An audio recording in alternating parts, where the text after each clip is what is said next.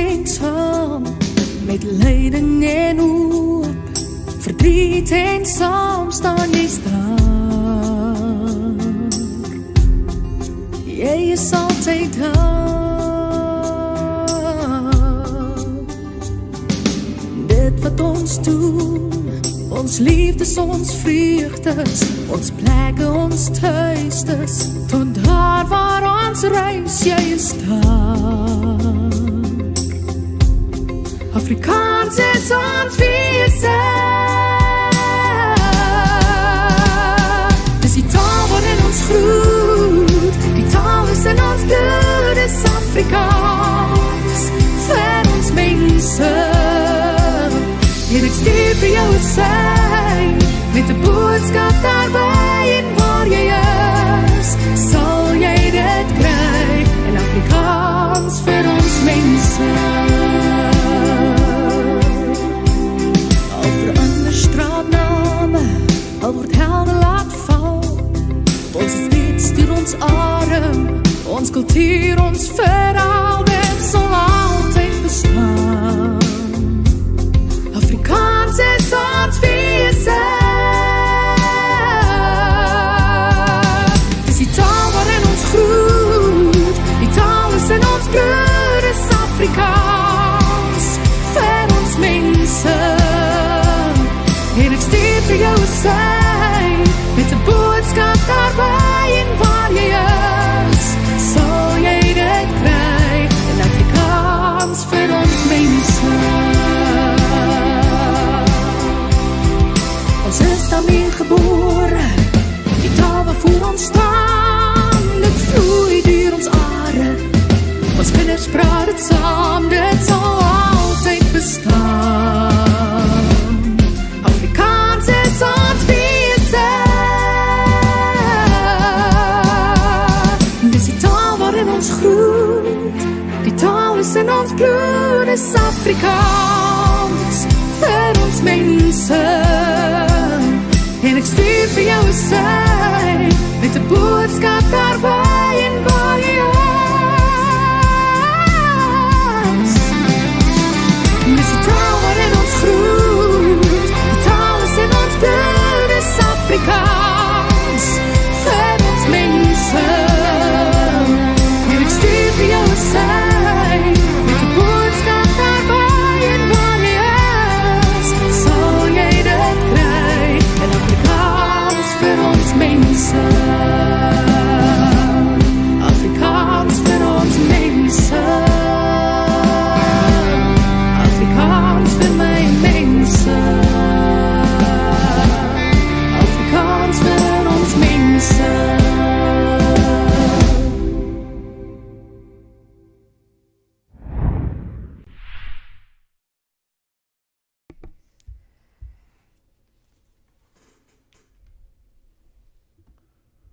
Well, ladies and gentlemen, welcome back. This is Chris once again coming to you from central Pennsylvania.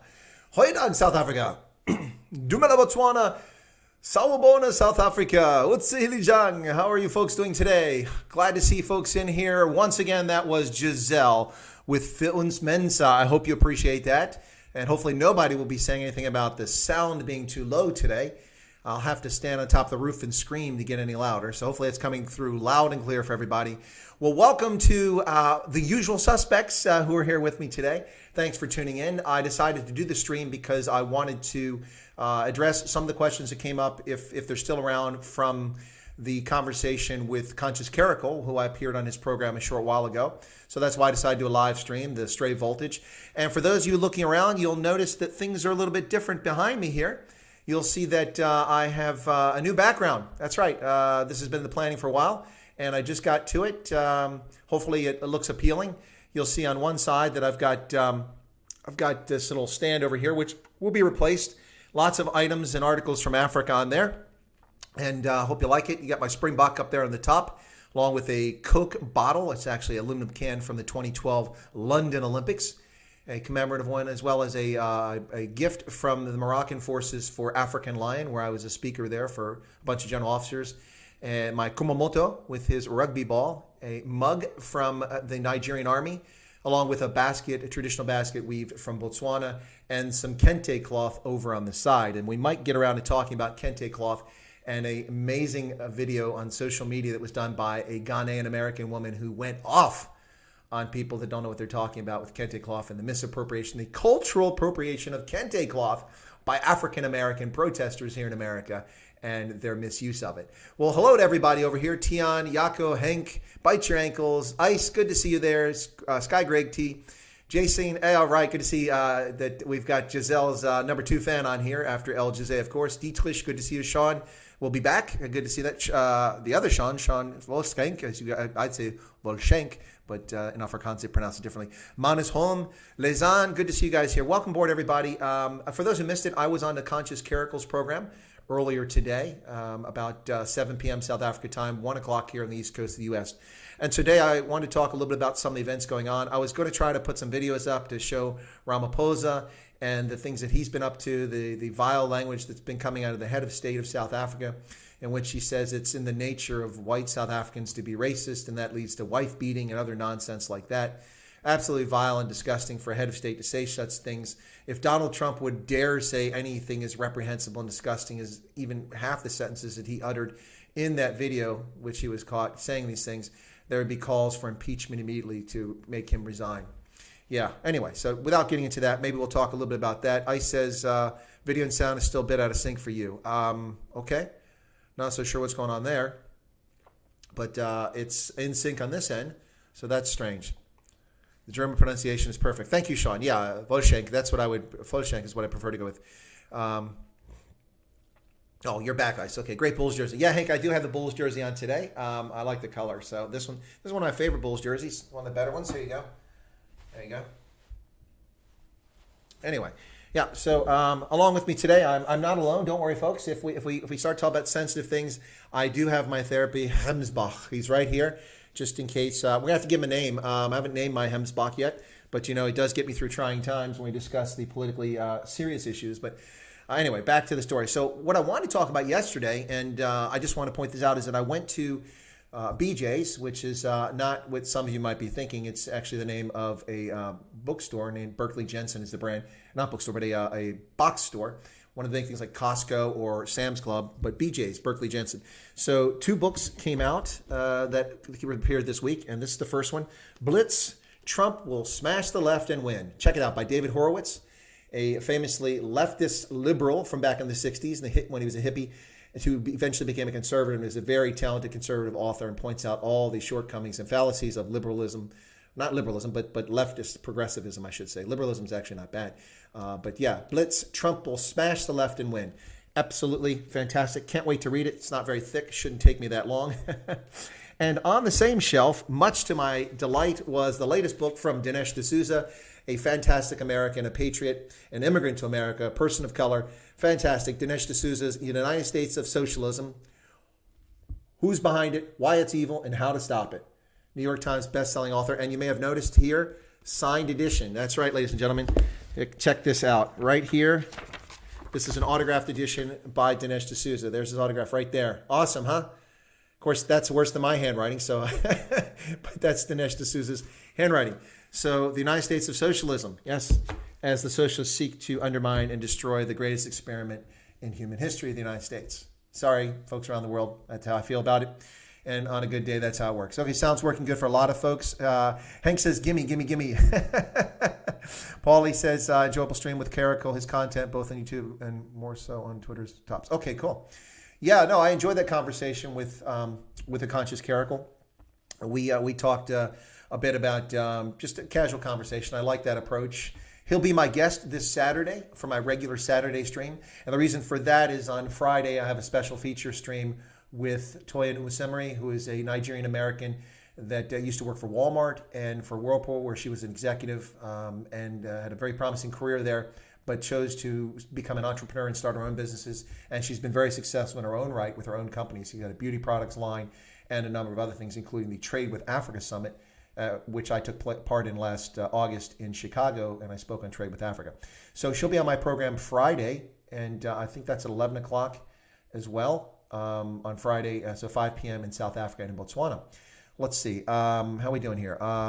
Hit the like button. Well, thank you, Hendo. I appreciate that. Evening was on Loving Life channel live. Pop in now. Well, thanks for coming over, Hendo. I didn't know Loving Life was still on. I did get a notification that he went live. I've actually never watched one of his live streams, but he has Peter Hornevald from the Freedom Front Plus, and he beat me to the punch. I'm hoping to get him on my channel as well. But yeah, pretty good. So Ice says, looks like an interesting book. Came across the book just last week. Yeah, it's fantastic. It just appeared on the shelves here. It may have been out of bookshelves sooner, but it just appeared in BJ's this week. So I picked it up when I was out and about yesterday. Skulk says, hello, how are you, and what are you discussing? Well, I was just talking about my two latest book edition collections right here, United States of Socialism and Blitz, Trump Will Smash the Left and Win. Now, I don't know if everyone's aware of this, but in the U.S. Yesterday, there was this thing circulating around that we need to decolonialize our book collection and our literature in America. So I'm wondering if these are on the approved list because Dinesh D'Souza is a brown person. Oops, Dinesh is over here. Dinesh D'Souza is a brown person and an immigrant to America. So does that mean I can read his books? Or because he's conservative, does that mean he has white privilege? I'm not sure. So Dinesh, that's one thing. Now, it's probably a little clearer with David Horowitz because David Horowitz is a white Jewish person. So can I read his books because he's Jewish? He's a minority, or because he's white, I can't read it. Anyway, the point of the story was that for 13.5% of the population, we are supposed to clear our shelves, burn all our books from Thucydides, from Cicero, from William Shakespeare, from William Faulkner, Steinbeck, and endless others, and fill our shelves with the likes of Toni Morrison, a pedantic, boring, annoying author whose readings are difficult to follow, let alone keep track of. She's won many awards during her lifetime, and I realize she's passed, but most of the authors I spoke about have passed away. But we've been told to clear our bookshelves, otherwise we're racist, unless our bookshelves are full of entire content from just 13.5% of our population.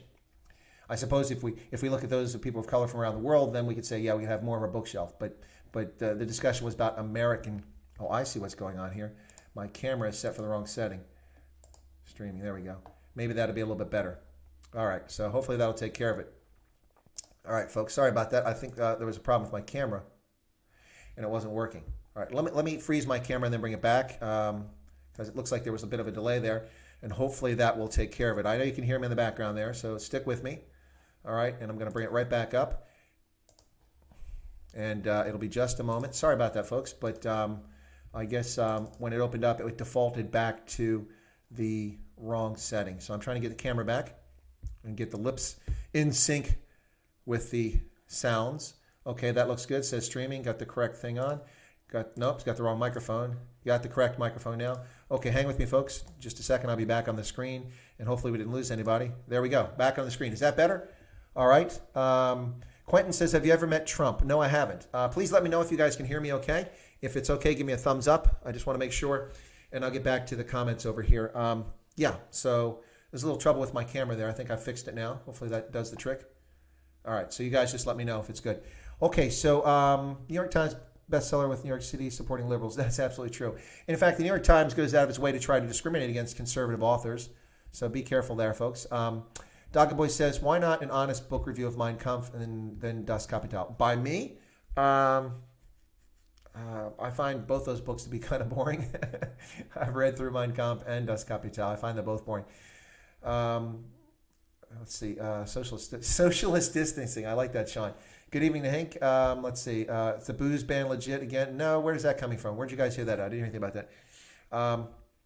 If you want to decolonize literature, do we have to communicate via cave paintings? That's a good one. Why are you offline? Everything just dead with the camera, sound and video. Well, it should. Hey, HBM error. What happened was, for some reason, the video was out of sync with my voice, and I don't know why. I looked, and my camera somehow default settings went back as if the software updated, but it didn't update, and so I had to go back and change it to the Logitech camera and to the Yeti microphone. So it should be in sync now. All right. So yeah, Paulie says he likes the new studio look. Thank you very much. It is Leka. Yeah, that was the intent. So since I talk about geopolitics, it's not just Africa. Put the whole world up there behind me. So I've got the world on my shoulders, literally, or actually on the top of my head. But anyway, so there you go. Oh, just rumors. Yeah, absolutely. Let's not spread around rumors, folks. Otherwise, it'd be a mass run on the package stores in South Africa. All the leftist soy boys need to give up their iPhone. Yeah, exactly. If they don't like it, give up your Western conveniences. All that decolonize South Africa, get rid of all the Western influence, and see how life is there, ladies and gentlemen. Take your antibiotics, take away your science, take away your motor vehicles, your trains, your electricity. Yeah, there you go. Since it's all colonial. All right. Very few people still read. People seem to be dumbing down. Yeah, it is sad, bite your ankles, but surprisingly, book sales are still robust. Apparently, those who do read must be reading more because they're buying more books. It's the Notorious G. What's up? All right. Let's see what else. Hit the like button. Thank you very much again. There's Jason. That's Giselle's big fan. Hey, listen. So there was a question about. Oh, by the way, hey, thank you all so much. Thank you so much. 2,500 subscribers. We went over 2,000 4 days ago. 500 more, or 3 days ago. 3 days we go to 2,500. Amazing. I'm noticing that a lot of people are coming in and discovering the stream because of some of the recent videos I did on Ramaphosa, that I did on Jackson Mutumbu, and of course the Peter Afrikaans video. All of those have brought me probably about 700 subscribers just from people watching those videos, which is very awesome, quite amazing, and shows that the content is appealing for folks. So I really appreciate it. Anyway, so thanks for that so much, guys. 2,500 streams, or not streams, but 2,500 subscribers. So one of the things people asked me to talk about was Minneapolis. So I made a few notes about Minneapolis, and let's talk about that. So the president of the town council for Minneapolis. Now remember, Minneapolis is Minneapolis-St. Paul. It's a duopoly, two cities there that kind of share a lot of resources, but many things remain separate. So Minneapolis, the president of the city council is a Lisa Bender, who's 42 years old. She's a member of the Democratic Farmer Labor Party. That is an extreme left party in Minnesota, for those who aren't aware of it. And she's president of the Minneapolis City Council. Now, in 2013, she won her ward, which is the 10th ward of Minneapolis, with 62.43% of the vote, or a grand total of 3,704 people voted for her to be their representative in the town council.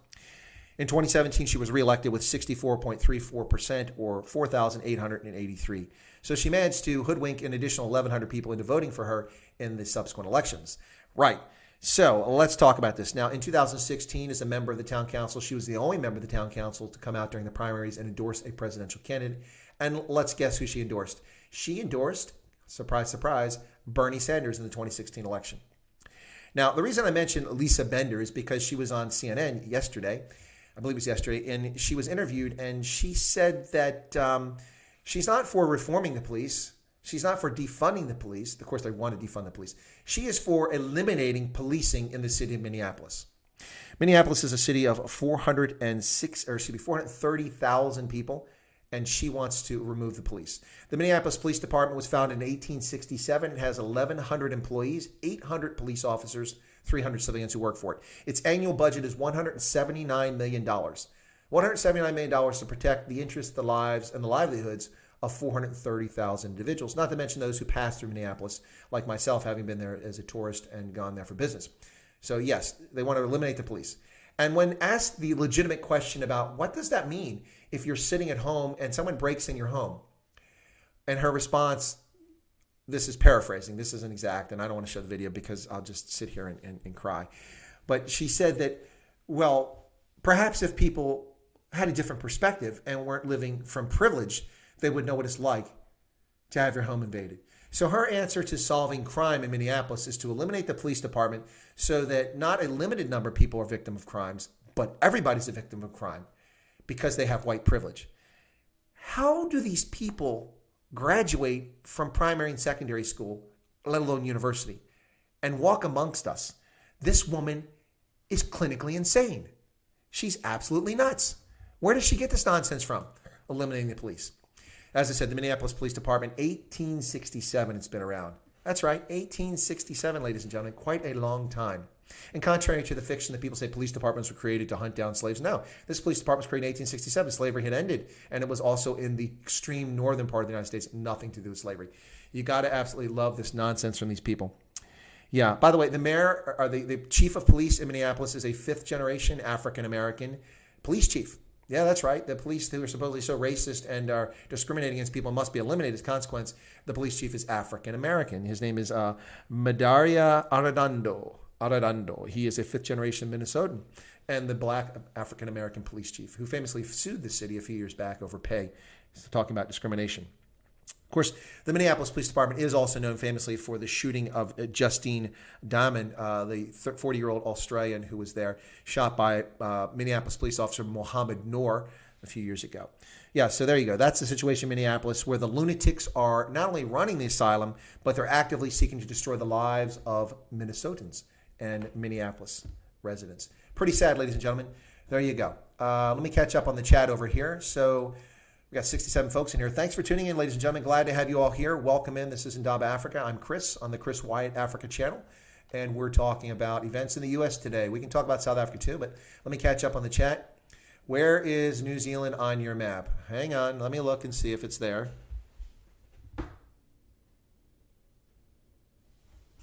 There is no New Zealand in my map. We have Tasmania, but no New Zealand. I didn't notice that. That's a good catch. Well, apparently that's because New Zealand, don't care about their rugby. No, I'm just kidding. But yeah, no, I didn't notice that. Maybe I'll pencil them. They should have been in that little dark spot down here in the corner, right about there, right about there.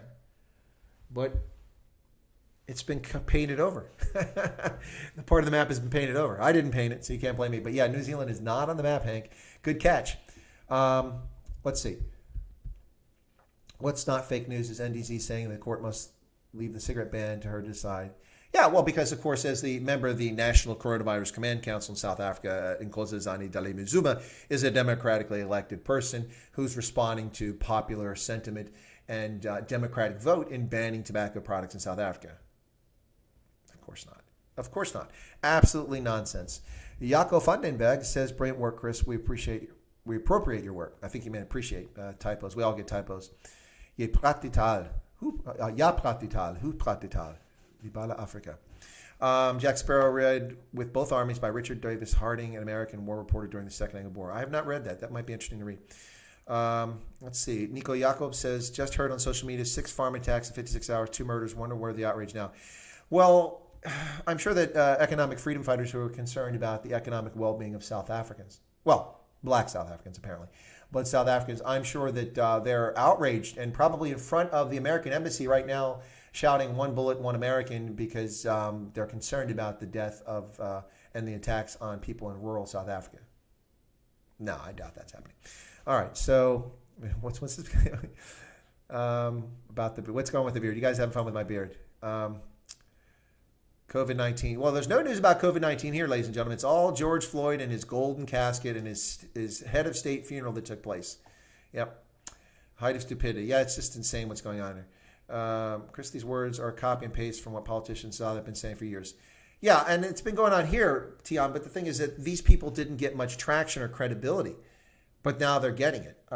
This sort of nonsense was going on with the fake hands up with the Ferguson, Missouri, which never happened. It was a lie. Video footage proved otherwise. But no, the entire city goes into chaos. At the university, white students who are in sympathy with black students on campus are told to get out of the room because they're not black. They can't be part of the conversation talking about police brutality. Just utter nonsense like that. Absolute racism and bigotry and nonsense. If you think racism is bad, then racism perpetuated by anyone should bother you. But that seems not to be the case.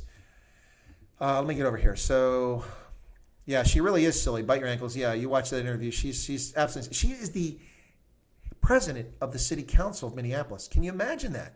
A major metropolitan area with 430,000 residents, and she is the president of that board.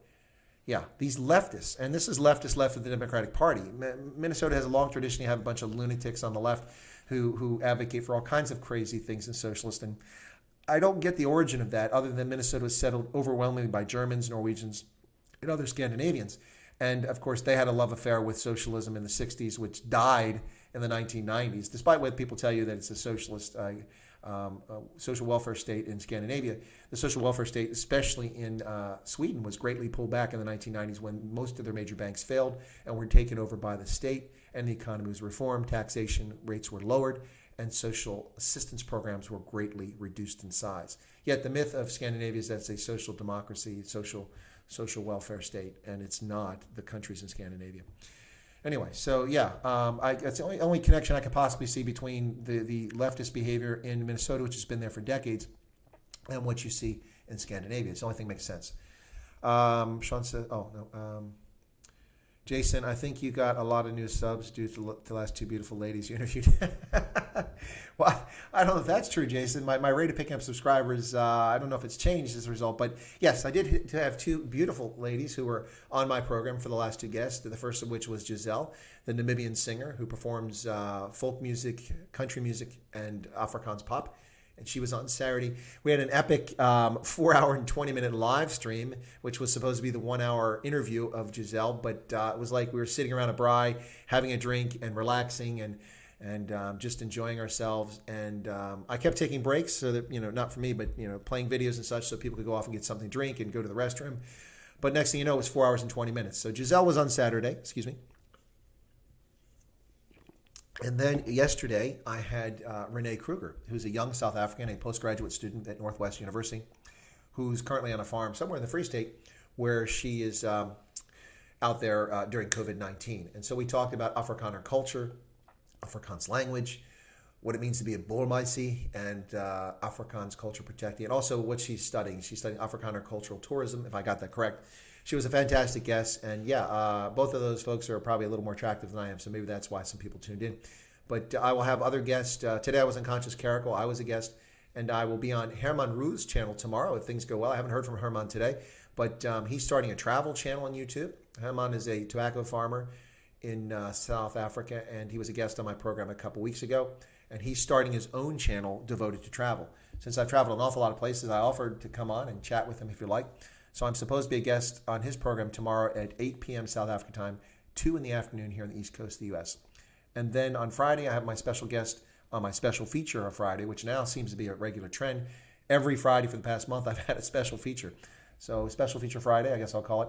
And that is Toyin Usemari, who is a former Walmart and Whirlpool executive and has a serial entrepreneur who's had a lot of successful businesses of her own, a Nigerian American. So we'll talk about trade with Africa and the prospects between the U.S. and Africa. So that should be interesting as well. And then Saturday, Conscious Caracal will be my guest on the program. And that will not be a 4-hour stream. We'll keep that to 1 hour or so, maybe a few minutes over. And that's kind of the idea. So those are the folks who were on my program most recently, ladies and gentlemen. So I hope that you were able to watch some of those streams. And if you haven't, go back and watch them in the replay. It's available, so check it out.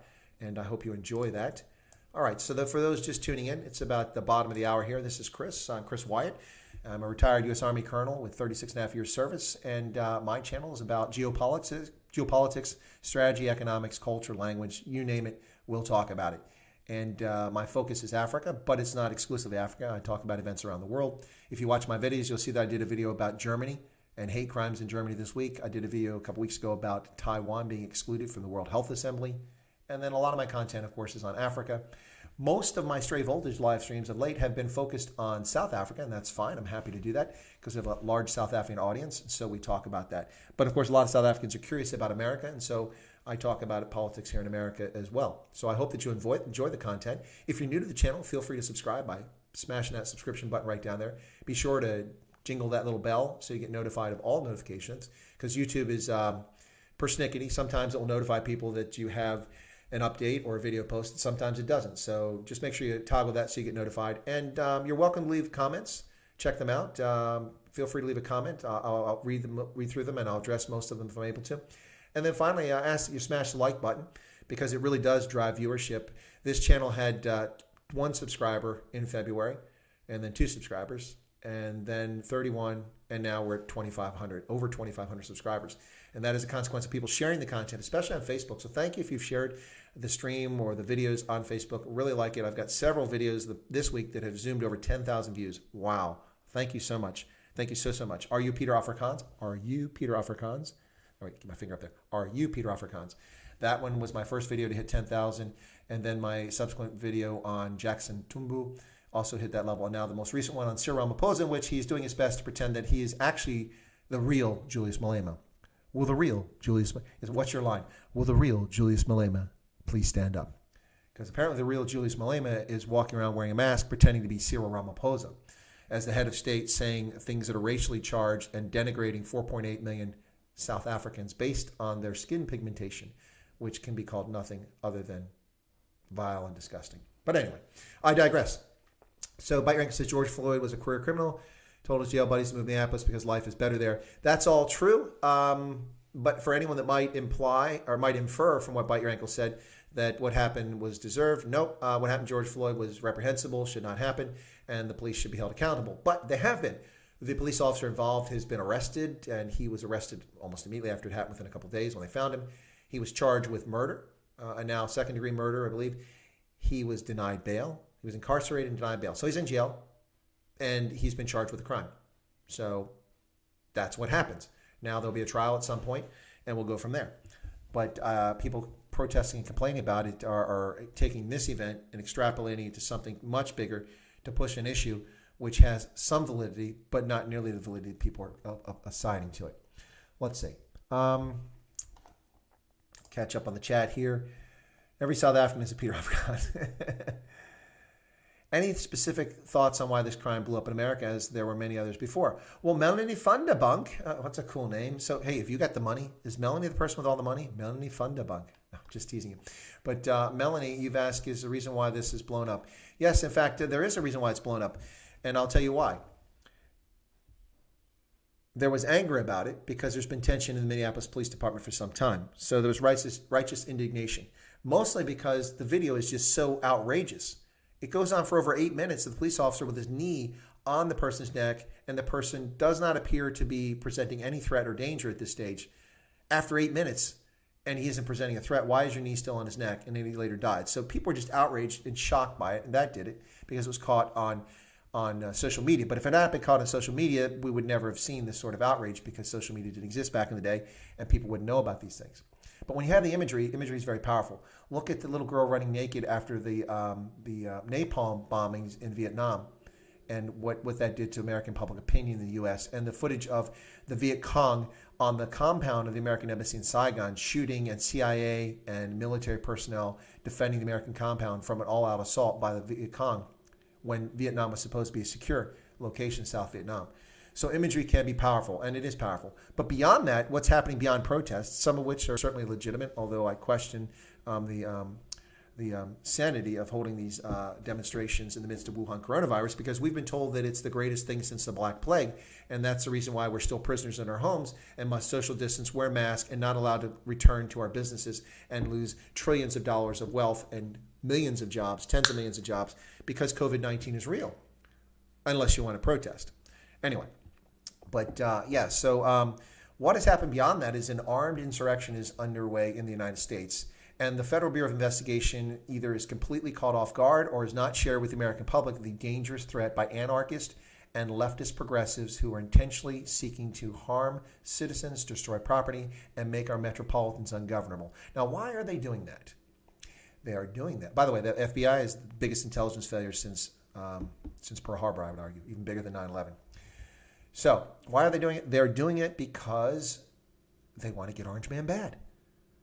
Everything is legitimate as long as you dehumanize Donald Trump and get him out of office. And that's what the ultimate goal is here. That's what they want to accomplish. They want to eject Donald Trump from office.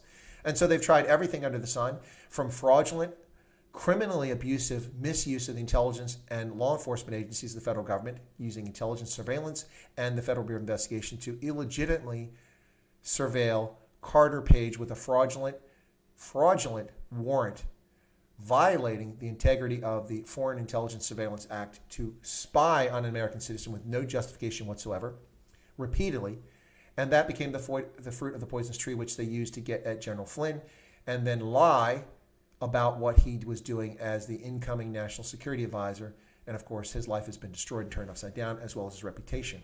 Those things failed. The Russia collusion narrative failed. They could find nothing. The Mueller report wasting $30 million plus of U.S. time, distracting the country and our foreign policy and domestic policy from events that were far more important, like China, Iran, and the economic performance of our country, along with things that the president was focused on, like the opioid epidemic, criminal justice reform, delivering support and assistance to the devastated inner cities around the country, like Detroit and other cities, Chicago, where 30, 40 people were shot in a single day, almost all of them Black Americans, and Black Lives Matters cannot be found because the only thing Black Lives Matters cares about is agitating and overthrowing the existing order.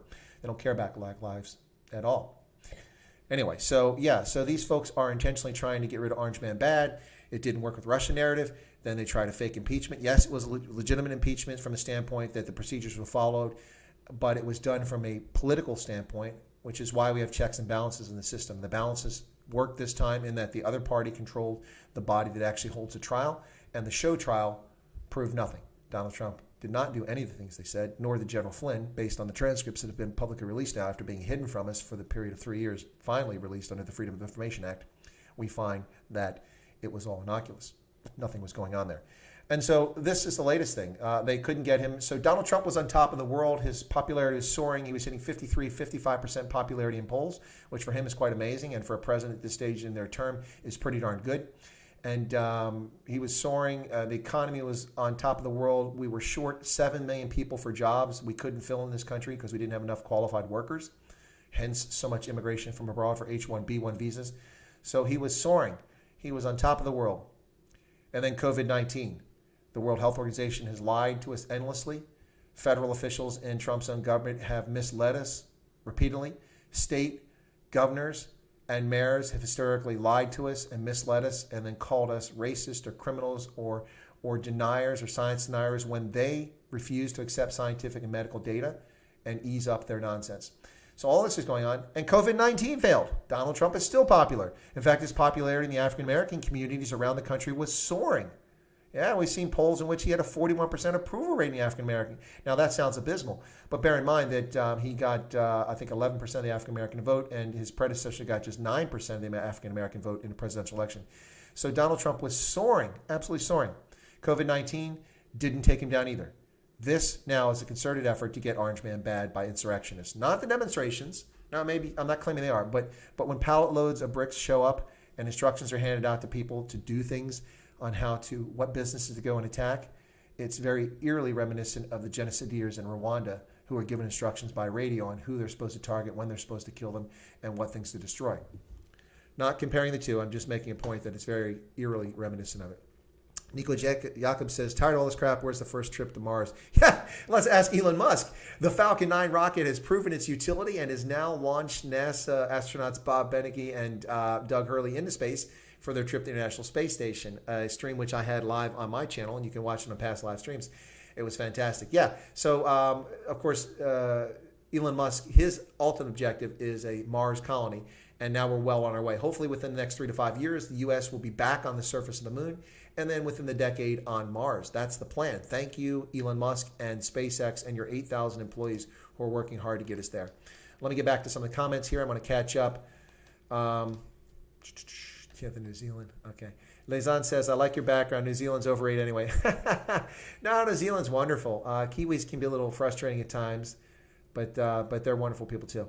Images are more powerful when projected to leftists because their opinions and thoughts are mainly ruled by emotions. Dogga Boy, that's an excellent insight. I thank you very much. Yeah, people driven by emotions who are triggered by it. Absolutely.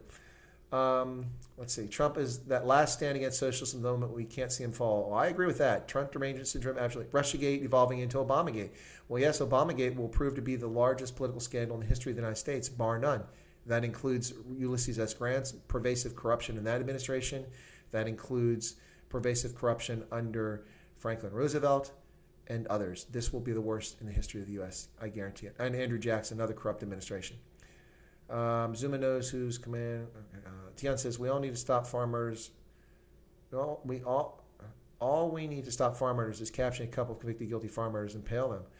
Well, no, actually what you need is for the South African Police Service to actually arrest people complicit in farm murders, for the criminal justice system to charge them, incarcerate them without bail, and then try them and start setting examples. South Africans who commit crimes know that they're unlikely to be captured, less likely to be charged, and virtually impossible for them to be captured, charged, and convicted, especially if they have any money whatsoever. And many of these farm killings are being conducted by people who clearly have money. When you see them with radio jammers they're carrying around, with body armor, with sidearms that are new, with night vision devices, this is not random, rural violence. This is an orchestrated effort by somebody. When are the next elections, Chris? Which election? You talk about in the U.S., our next election will be in November. We'll be voting for president, and for all members of the House of Representatives, all 435 members of the House of Representatives will compete as they do each 2 years in the United States. Approximately 1/3 of the senators, either 33 or 34, will also be on the ballot because we replace 1/3 of the senators every year. A U.S. senator serves for a period of 6 years. And so we rotate one third, one third, one third that way. But every member of the House of Representatives must stand for election every 2 years. Hence, they spend all their time campaigning, because the moment they finish and get elected, it's time to start campaigning for 2 years later. So that's our next election. In South Africa, the next election is Botswana just had its elections in 2019, they just had their elections recently, so that's been decided in 2019. And then in South Africa, the municipal elections take place in 2021, and then the national elections in 2024. Not going to happen. Need to win. Okay. VBS and Bosasa criminals. Yeah. Hank, that's a good question. What about VBS? Nothing. Let's ask Floyd Shavumbu. Jack Sparrow, why do so many Americans embrace socialism? Well, Jack, I think it's a question of a couple things. Number one, not as many Americans embrace socialism as people think. There are a number of Americans who like government providing services in some areas, and that's not socialism. Socialism is the government controls the means of production. Very few Americans that actually understand that support it.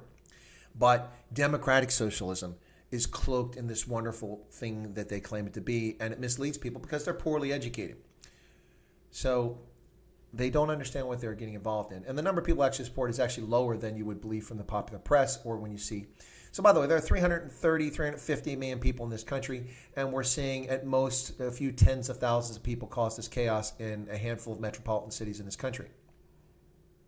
There's not 180 million people out in the streets with pitchforks. The American Revolution, we had a lot of people in the streets with pitchforks. Yeah, so it can be very misleading at times. The squeaky wheel always gets the grease so that it stops making noise. Bite your ankle and HBM Air are having a fight. Okay, I'll let you guys sort it out. Let's never forget Trump takes all the abuse without accepting a salary and rather than donate to various causes. Absolutely right, Dietrich Bucha. He is not paid a salary. He's paid a salary, but he gives it back to the federal government, and he does not take that money. Absolutely true. There's a group of farm attackers arrested this morning. I believe a lot of people are taking note of who they are. They absolutely should. Get pictures, get video footage. Do not let this pass unknown. Okay, you need to do something about your mic volume. Why? Is it too loud? Everyone said it's wonderful when we started there, Robert ZA. Why is the world not doing anything about Hong Kong? Thank you, Kevin from Vu. Yeah, absolutely. Hong Kong is passing largely unnoticed, absolutely ignored because of all this other nonsense with COVID-19 and the nonsense happening in the States. Let's wait. Okay. Sean says, Kim Clement, South African prophet from Port Elizabeth, preached in USA, consulted presidents, made some very accurate predictions about Trump. I'd have to check that out. I'm not familiar with that. Only way to stop the farmers is to bring back the commandos and military intelligence behind the fight. Well, Tian, I think this is very insightful. One of the arguments I made when this happened, of course, you all don't know this because I was working in the intelligence community and I was making this argument to elected officials, is that when the ANC fraudulently claimed that the need for the commandos to go away was based on the fact that they were racist organizations rooted in racism, completely missing the point that the commando system was a self-defense system created because of attacks by Africans on Boers and attacks on the Free State and the Transvaal Republic by the British. This was a Minuteman sort of system like we had here in the United States, where you grabbed your rifle, you grabbed your ammunition satchel, you grabbed your canteen, your knapsack, your sleeping bag, you threw your saddle on your horse, you rode to the next farm, linked up with the next person, joined up with your captain, and you formed a military militia unit to defend your homeland. That's what the commando is all about. Well, the commandos morphed throughout the period of South African history, and eventually, by the end of apartheid, they were essentially reserve military forces brought on active service, typically on the weekend or sometimes during the week, and they would do coordinated search operations to augment law enforcement in the rural areas.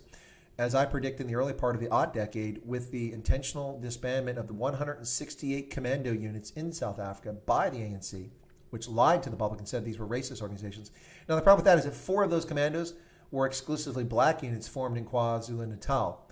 And for the black soldiers who were part of those commando units, that was essentially the only form of employment many of them had. And so it was a jobs program in KZN, but it was an effective program for doing rural interdiction, coordinated search operations, confiscating mandrax and daga, and also having a response force that could respond to farm attacks. And also it was a deterrent for some farm attacks because when commandos are present, these criminals were less likely to strike on farms in the rural areas.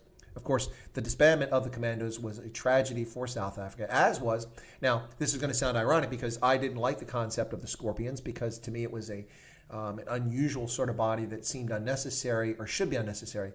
But the reality is that under the system in South Africa and the way that SAPS is structured and that the police ministry or department is handled by the ANC, the Scorpions were absolutely necessary under Leonard McCarthy, and they were incredibly effective. In fact, they were so effective that when they started going after corrupt ANC politicians, that spelled their fate and the end of the Scorpions and the tarnishing of Leonard McCarthy's reputation by a bunch of scuzzballs who wanted to see him destroyed. Much like they want to see Donald Trump destroyed, they lied about Leonard McCarthy.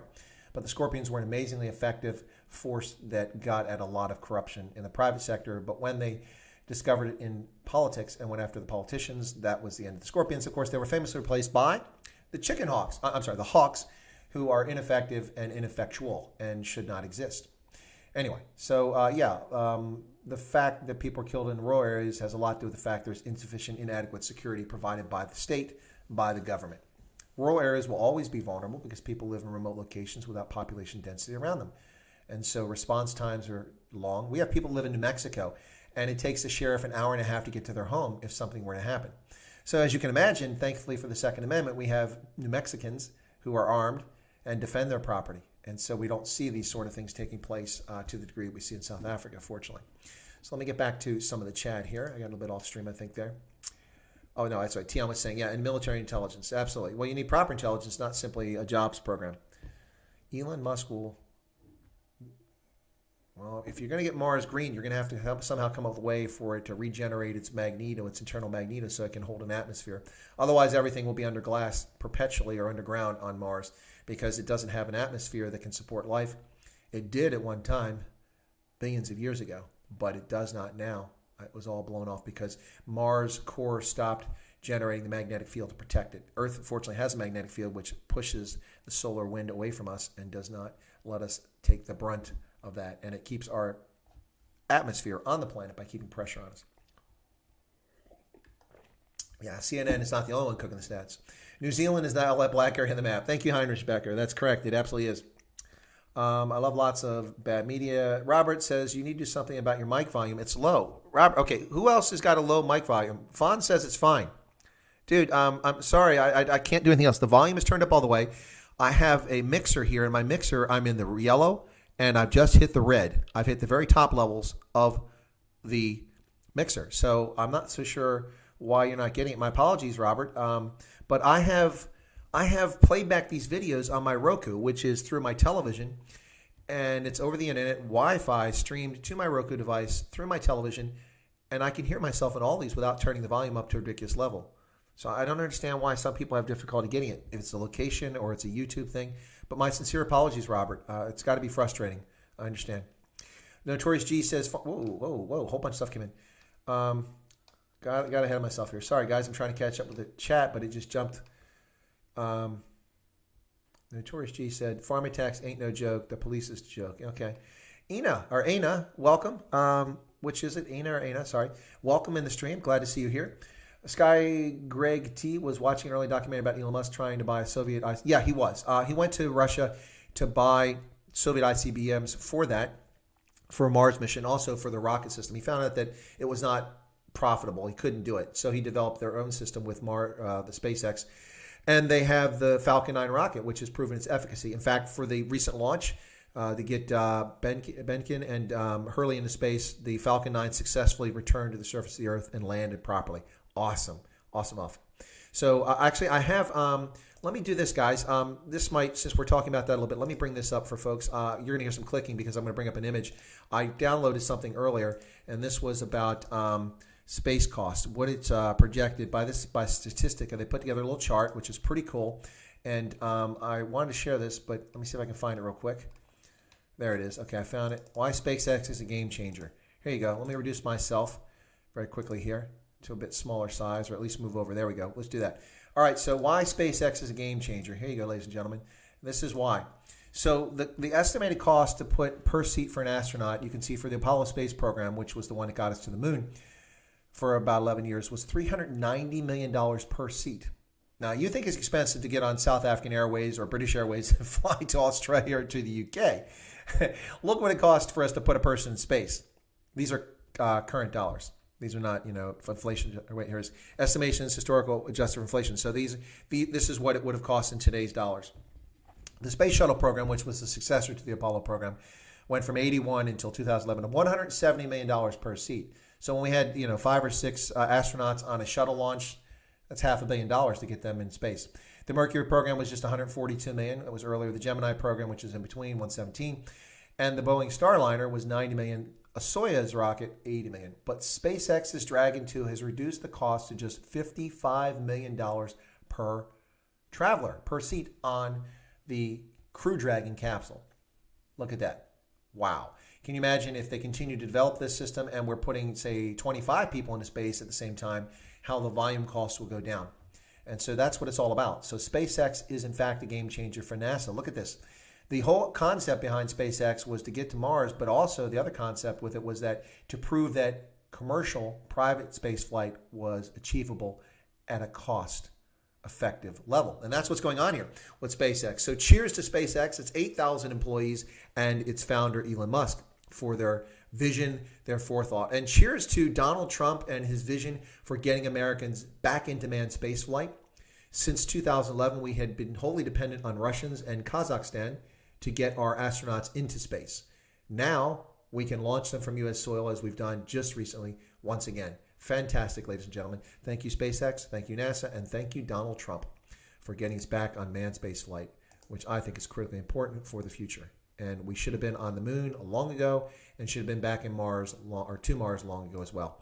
But there you have it, ladies and gentlemen. So that's what's going on with that. It's made it affordable. We can actually do it now. So let me get back to the chat. Since people are talking about Elon Musk in space, I want to cover that. Let's see. Vernon Nylager says the lack of action on VBS is due to lots of ANC people involved. Yeah, probably has something to do with it. But then again, nobody's been charged for any of the state capture. Nobody's gone to jail. So I don't know what's going on with that, other than the state is not making it happen. A minute of silence from Marvin Haymaya, a.k.a. Killdozer. I don't know who Marvin is, but I can take a moment of silence here, Doggy Boy.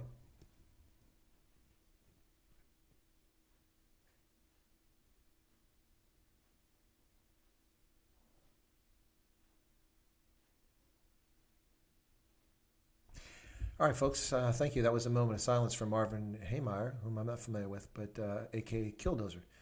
The death penalty may apparently never be reinstated in South Africa. Probably evil prevails when good people do nothing, and absolutely true. Volume is good. Never want a death penalty in ANC's hands. Yeah, that's a good point there. I get that. White House press secretary is Jack Sparrow's new crush. Okay. All right. TMI? No, just kidding. COVID-19 was covered for socialists to make their move. How else can you explain what's going on? Well, I'm not a conspiracy theorist, and I don't like conspiracy theories, but you have to wonder at some point, is there merit in that story? William Vandervalt, hey, Chris, congratulations on 2.5, channel growing exponentially. Yeah, it's not arithmetically, William, it's exponentially. And by the way, I hope you don't mind me teasing you. I know you don't, about the Willem versus William. I just fell right into it when I was talking to Conscious Caracal. You came on and chatted, and I said Willem Vandervalt. It just came right out. Anyway, commandos can work, but the left are stuck in their liberal brains. Yes, that's true, but the commandos are gone, so resurrecting them would be challenging. It could happen, but it would take a while for them to restore their efficacy. Let's see. Hit the like button. Thank you. Whoa. I had no chat here, and suddenly just jumped a whole bunch of stuff. Mixing Coke. Yeah, mixing Coke and Starbucks. Here's the Coke, and the Star. Absolutely.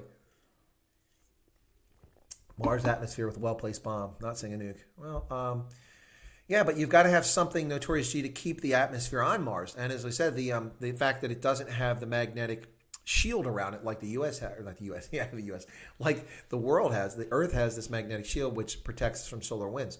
Mars had its atmosphere shredded because it doesn't have that shield. Once the center, the core, stopped producing and generating that electrical current around it. It's not a powerful current. It's, comparing it to electricity on the surface of the Earth, it's very different, but it does make a difference. We're not the only planet that has that in our cores turning the center. If you look at Jupiter and Saturn, they also have these huge magnetic fields around them. All right, so I'm listening on my mobile and sound finds. Well, thank you, Sean. Mike seems to be very directional when you move your head about. I'll take a look at it, but it's set for a wide gain, and it was working. So I've turned the mic towards my face, so maybe that's it. Sean's getting, okay, so point the mic directly at you. Yeah, anyway, so, all right, it's because South Africans are a bit touched in the head. We're so good at tech, especially weaponry. Software audio booster works on his phone. Most frustrating is the difference between your voice volume and other audio input. Yeah, no, I get that. That's because I've learned that when I bring people in on phone calls, that if I don't have it set at a lower setting, it blows people's ears and they find it to be quite irritating. So I have the settings for the desktop audio set at about 25% lower than I do here. And so the reason that they're different is because people are complaining about the volume. So I don't, anyway, so. All right, well, sorry about the noise. Let's get away from the noise or the sound. Trump is progressive. I didn't like him at all. Now I attack Americans who dare to badmouth him. That's funny, bite your ankles. Trump is definitely different. He's a different beast out there entirely. So let's see. What have we talked about? Minneapolis. We've talked about the George Floyd situation a little bit. And people were talking about my microphone. So it picks up on stereo. If a device that is mono, it might have dead patches. Yeah, exactly. Did anyone watch the documentary Planet for Humans, the Michael Moore Yeah, I have a problem watching Michael Moore. He's a charlatan. His movies are full of outright distortions and lies, and I really can't watch him. Starting with his movie Roger and Me back in the 1980s about Roger Smith, the chairman of General Motors, and Michael Moore's first movie. Ever since then, virtually everything he's made has been full of hysteria and lies. So I have a hard time finding that guy credible or stomaching him. But some people enjoy his stuff, and they watch it. That's their prerogative. No problem with that. I will be not watching Michael Moore, but I will be reading Dinesh D'Souza's The United States of Socialism, his new book, Who's Behind It, Why It's Evil, and How to Stop It. A signed copy, signed first edition. And then also when I get through that, or maybe before that, I'll be reading this book by David Horowitz, Blitz, Trump Will Smash the Left and Win. That's right. These are two books I picked up yesterday at BJ's, Berkeley Jensen's, which is a large box store here in the U.S., and I'm looking forward to reading those. They should be exciting. For those who missed it, my studio look is a little different here. I've put up this map on the wall, which apparently New Zealand is not part of because it got covered up by the black paint in the corner down there. Greenland's still on there, as is Iceland, but apparently New Zealand is missing. Also behind me, you see my bookshelf over there, and you see my Kumamoto, my rugby bear from Japan, along with this mug from the Nigerian Army, which was a gift, some kente cloth located down there, this basket from Botswana, handcrafted. Up here, this is from African Lion Exercise in Morocco. That's a Coke bottle from the 2012 Olympics in London. And of course, there's my little spring book. And there you go. So it's a new studio look. I hope you enjoy it. Adjusted the lighting a little bit, and hopefully, other than the issues some people are having with the microphone, it's a very different approach.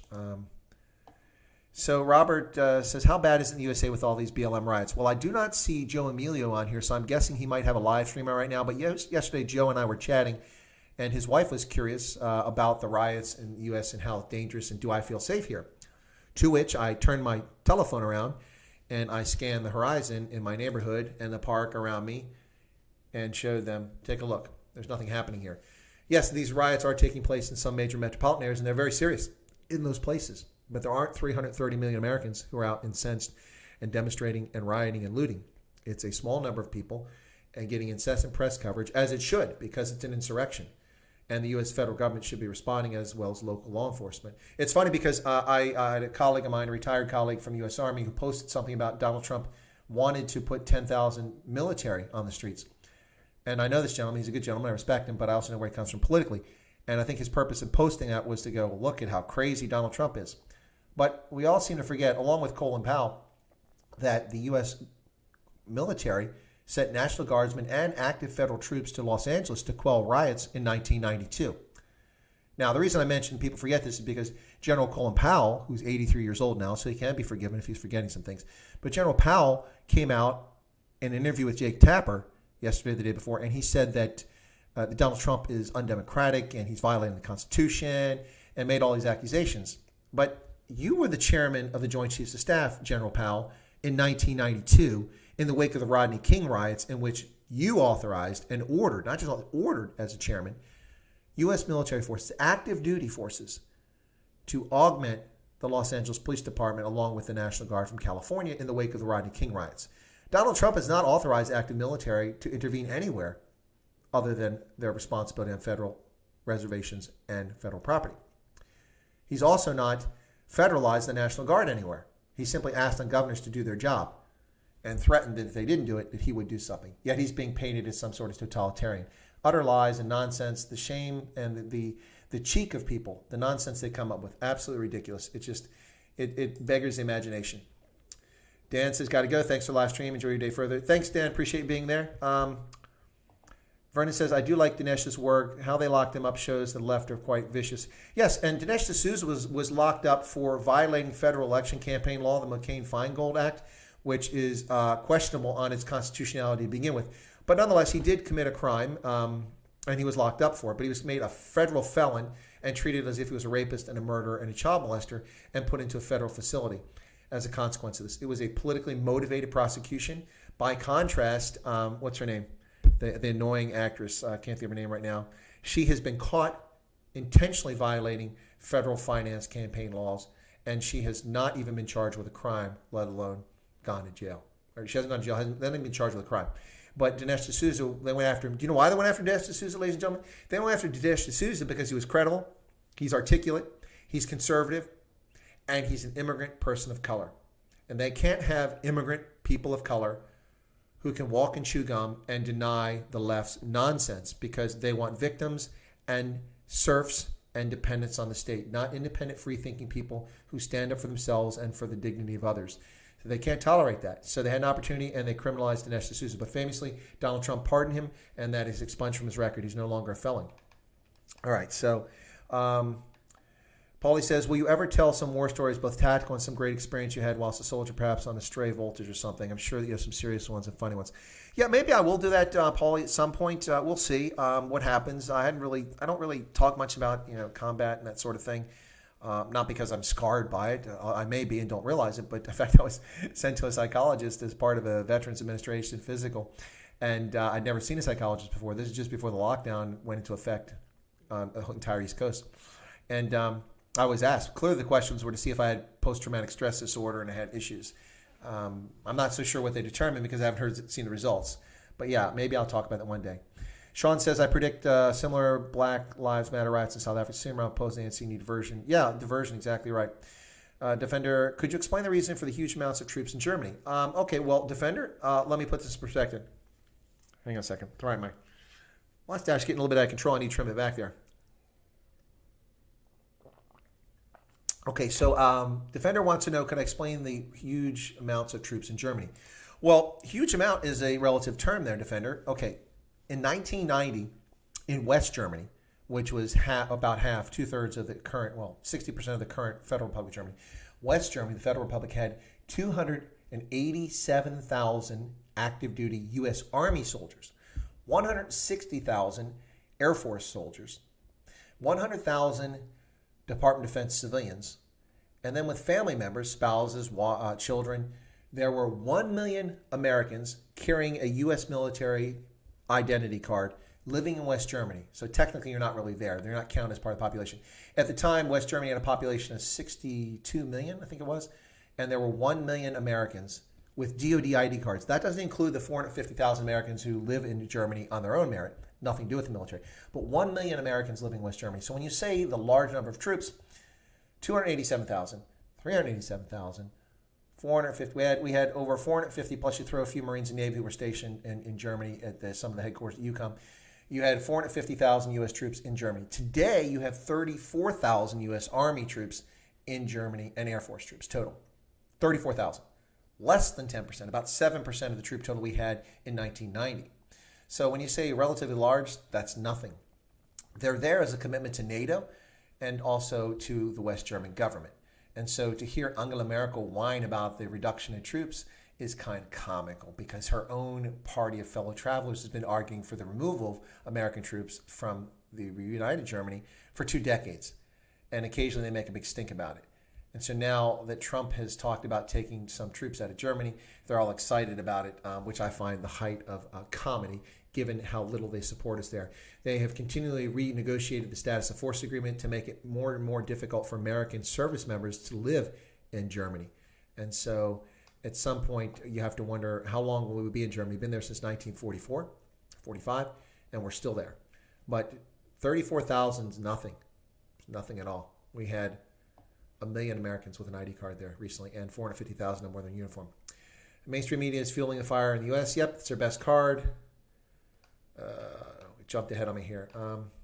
ANC will mobilize EFF unions and ANC Youth League to start violent riots soon. I hope not, Sean. I hope you're wrong about that. Rosie O'Donnell. Thank you, Dogga Boy. Yes, Rosie O'Donnell has been caught violating federal campaign financing laws on at least 2 occasions in which she intentionally circumvented the law. Not charged with a crime. Not going to appear in court. Now, why is that? Why is Dinesh D'Souza hauled before a court like a common criminal, convicted as a felon and sentenced to federal time? Because he was a threat to Obama, because he was articulate and he was a person of color. And you can't have any uppity people of color contradicting the left. That's not in their playbook. No, not Alyssa Milano. Alyssa Milano is a lunatic whose brain apparently got marinated by something somewhere. I don't know what happened to her. The vile things that woman says, she's a disgrace. She's a disgrace to the species of humans. I think there'll be riots in South Africa, hungry people. Yeah, I worry about that too, and I've been worrying about it, and I've been talking about it in my streams and my videos since this thing started back in 27th of March. February and March. Ladies and gentlemen, we're at 1 hour and 5 minutes. I'm going to keep going unless you guys want me to drop off and go a bit longer. But I just want to let you know. For those just tuning in, this is the Chris Wyatt Africa channel from the Indaba Africa group. And we talk about geopolitics, strategic issues, and things of that nature. I'm Chris Wyatt. I'm a retired U.S. Army colonel. I just retired in October 2019 after 36 and a half years of military service, having served 3 tours in Germany, 1 in Italy, and in 8 different countries across the continent of Africa, having lived in every corner of the continent with the exception of the central part of Africa. But I've been west, north, east, and southern Africa, and I love Africa. It's a fascinating place, and I hope you enjoy it. So let's see what else we got here. Almost as articulate as Ben Shapiro. Who's almost as articulate? Felicity Huffman. No. Oh, you guys are all guessing. It's Rosie O'Donnell. Dogga Boy got it right. So Dogga Boy gets the non-existent Indaba Africa coffee mug. Since I don't have merchandise available on my sale or on my site, you get the non-existent coffee mug. That's the win.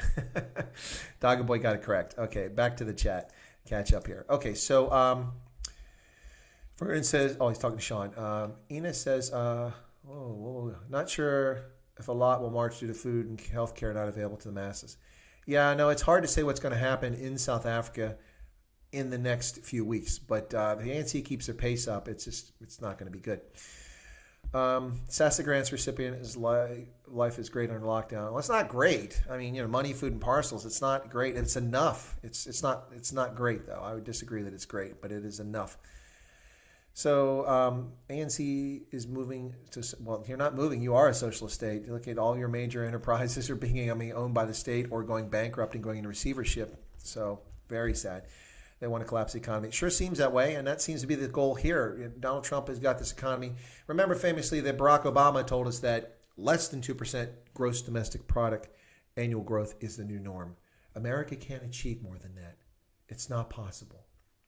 Yet Donald Trump comes in office and rescinds a number of overreaching executive orders by the previous president, and within a matter of weeks, the economy rebounds. Within months, it's growing and setting records for job growth and job creation and reducing wealth disparity in this country, a topic rarely talked about by economists or by the mainstream media. Wealth gap, the wealth disparity, the Gini coefficient was declining.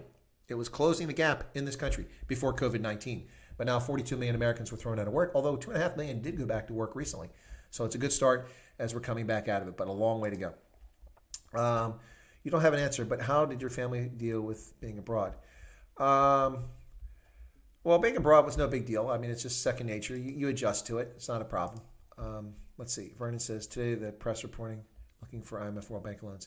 Are you talking about, Vernon, about the ANC? I wouldn't be surprised if they are looking for World Bank and IMF loans. You'll remember famously that a couple months ago that the South African finance minister was chirping about how we are not going to go to the World Bank and the IMF for money because we are a sovereign state and they are not going to intrude into South Africa's sovereignty. When that statement was made, I said, well, that's a foolish statement to make because it seems very unlikely that the World Bank or the IMF would attach structural adjustment policy conditions to emergency relief under COVID-19. Within a matter of days, my prediction turned out to be 100% correct. And within a matter of days after that, suddenly the ANC reversed course.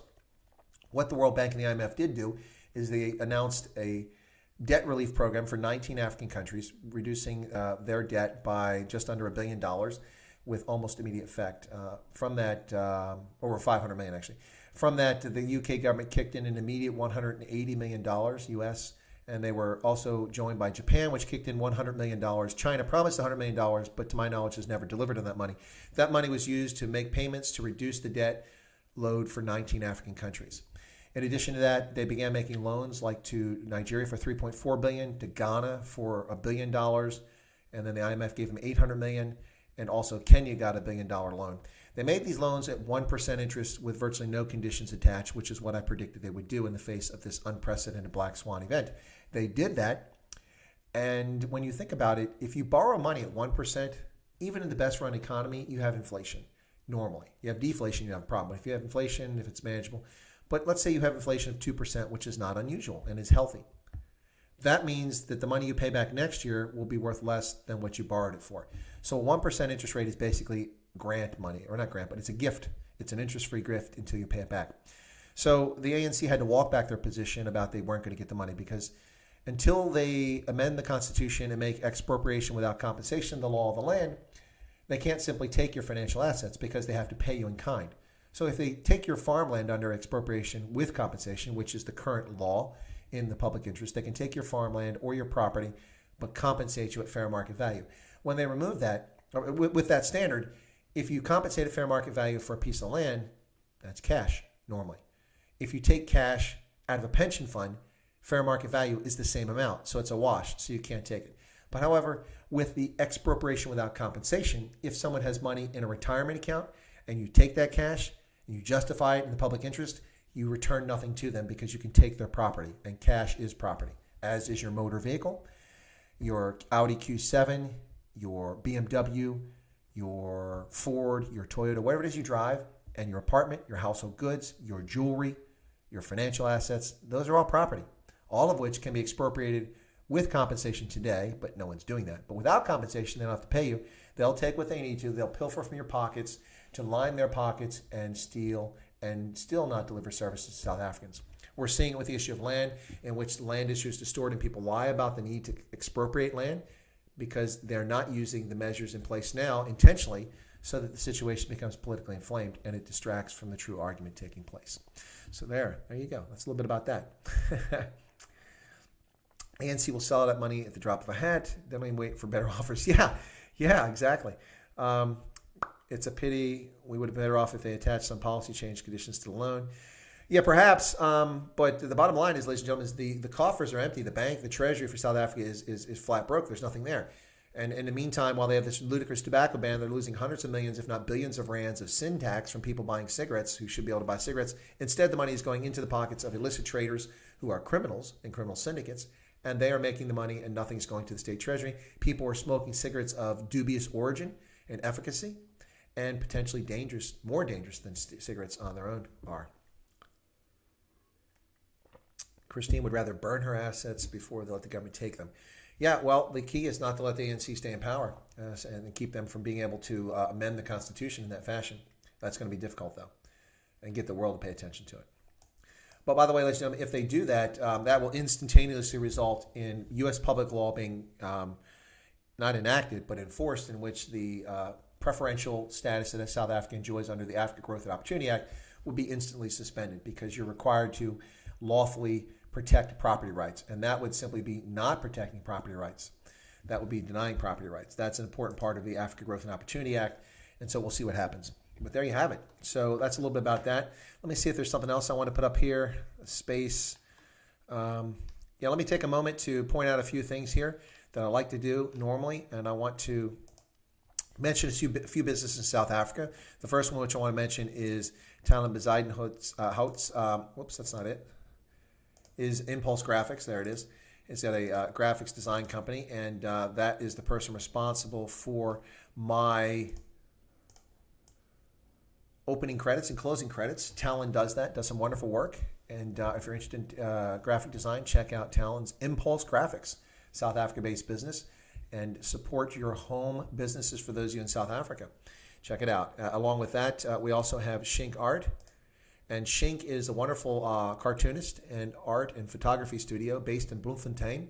Shink.co.za. Shink does characters, as you can see there. Look at that handsome fellow there.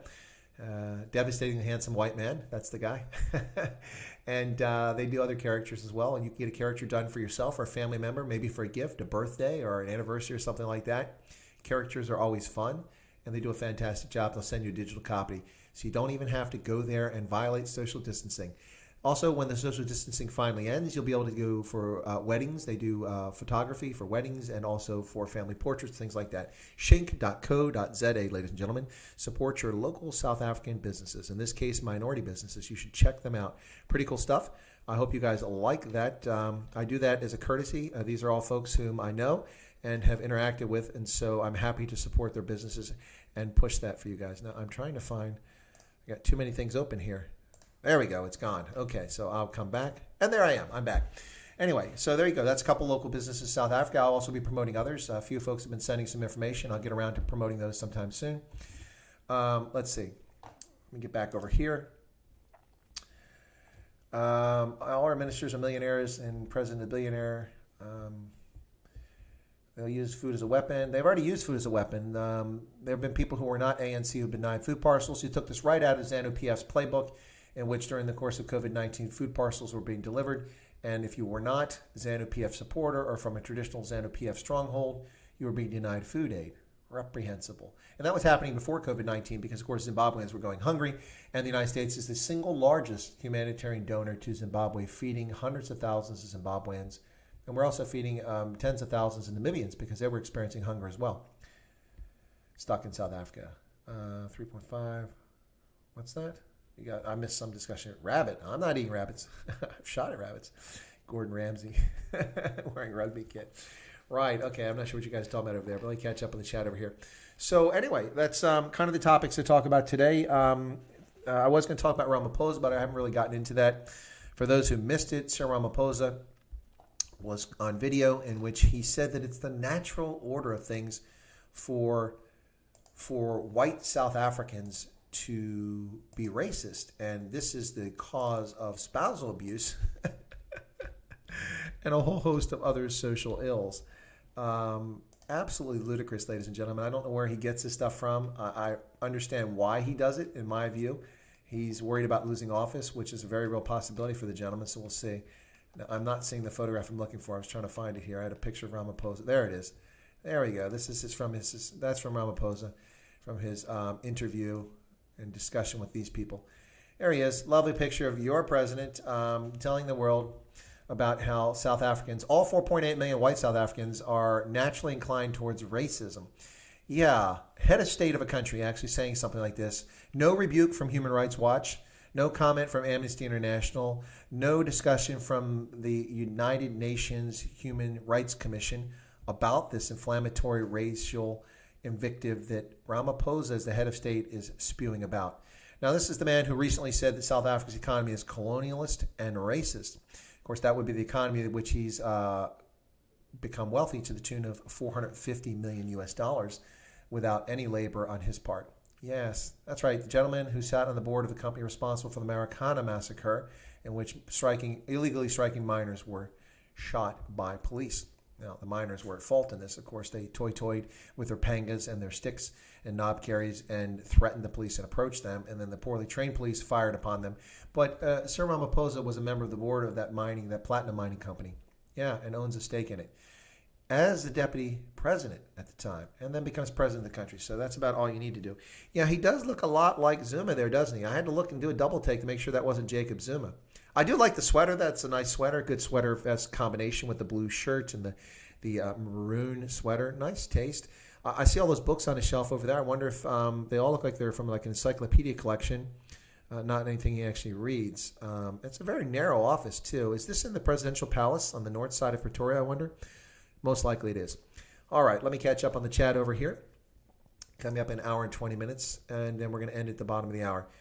You got an off-the-cuff how Ramaphosa thinks there's no scripts. Yeah, that's absolutely right. Then that's something that I meant to put in my video when I talk about Ramaphosa is that this is Cyril Ramaphosa, live and unfiltered.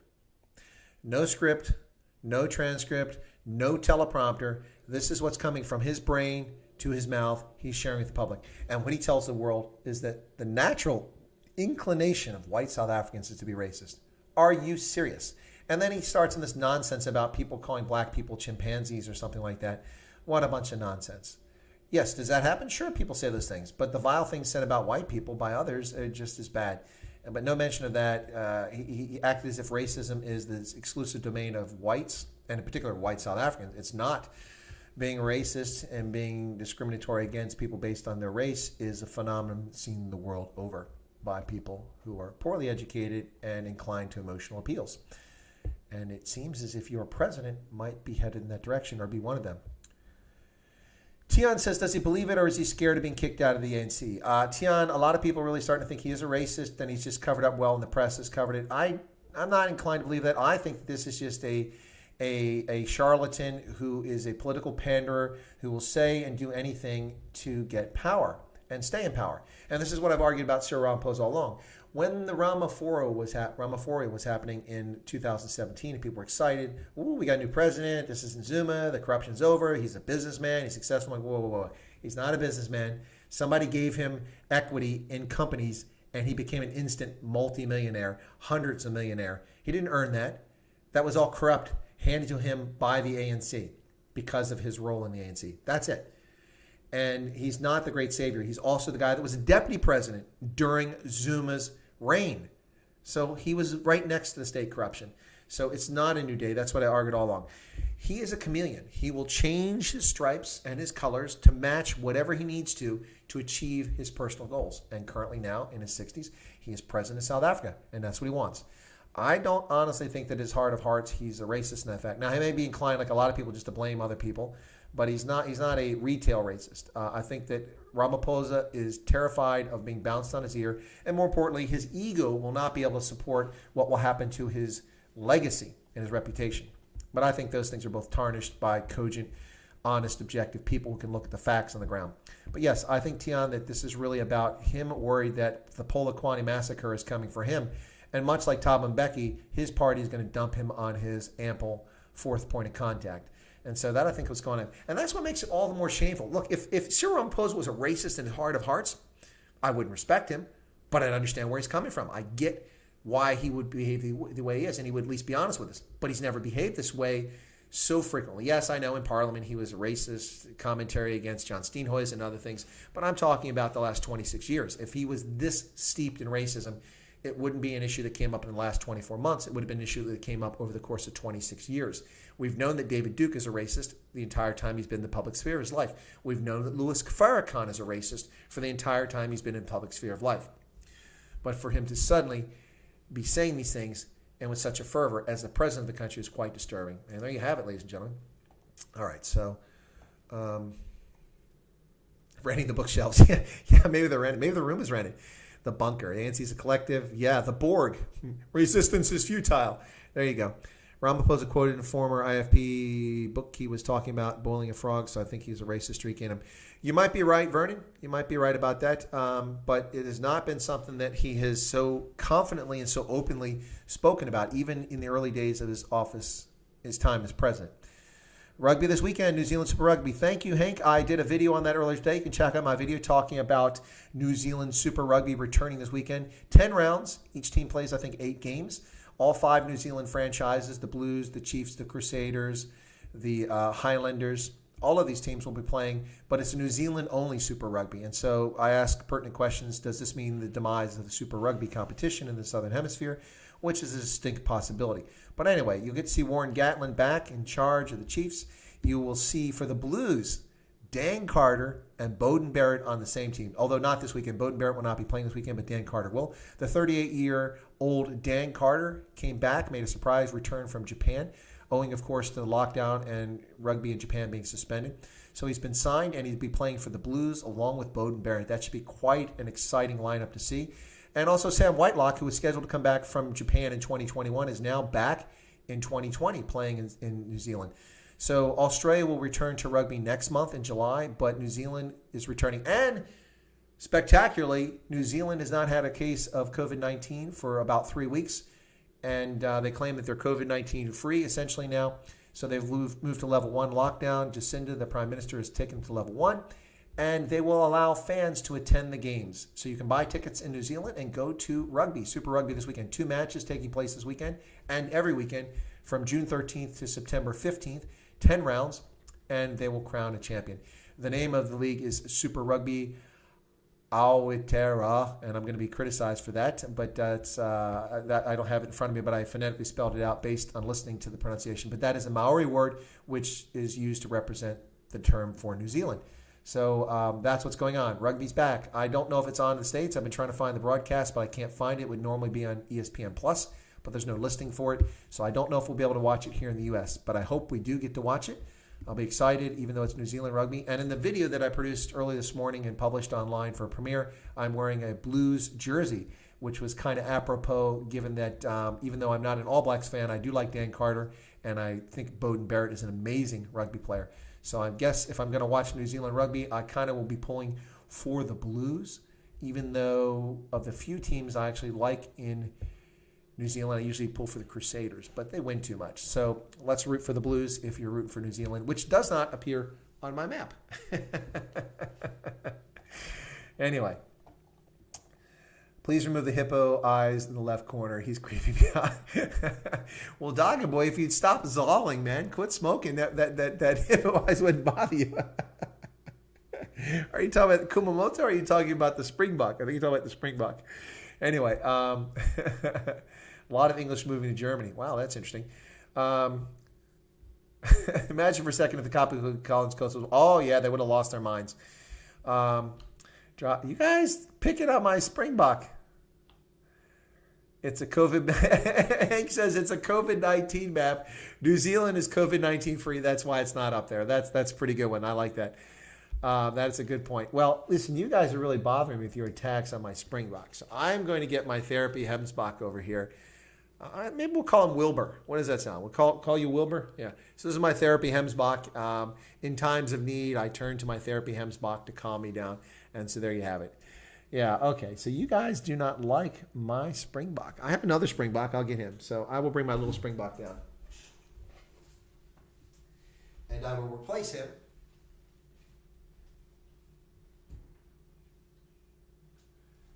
So I replaced my springbuck with a biography, an autobiography of Not Without a Fight by Helen Zilla. Oh, that's what you guys are talking about. Oh, sorry. That Bug Eyes. Okay, you weren't talking about my springbuck. Sorry, I missed that entirely, guys. Okay, well, I'll put him back next time. You went the Ramaphosa down. Okay, sorry, guys. Hippo Eyes. You guys better knock it off. What strain are you smoking? Okay, those eyes are gone now. I've taken care of it. Sorry about that. I got confused. Anyway, all right, folks. Thanks for tuning in today. I hope you're enjoying the stream or you have enjoyed it thus far. And it's been a real pleasure. Hey, today went over 2,500 subscribers. Really, really awesome. Thanks so much for that. There'll be more things coming on the channel as we go forward, more interviews. I'm also finding different software mechanisms and tools to make it more entertaining. I'm looking at doing a multi-party stream in which I bring in two guests to talk about security and counterterrorism, things like that. So hopefully that will be interesting. I hope you like the new studio approach. The stand over there is just temporary. That's a cheapie I had in the basement, just something to stick a few things up on so that the walls aren't bare behind me. I'll put some better quality furniture up there. And for those who are curious, I have inquired with YouTube about monetizing the channel so I can create membership for those who want to become a member. And if you have ideas on what you think might be appropriate to make something special for members, like I know Ronaldo Hose has a members-only stream which only members can chat, things like that, you let me know. But I'm only doing that because people have asked for it, and it's not been one or two people. A lot of people have asked about it. So in response to that, it's by popular demand. I'm taking a look at it. So anyway, waiting to see. So let me see what we got over here. I'm waiting to see from YouTube back to, if they'll monetize my channel or not.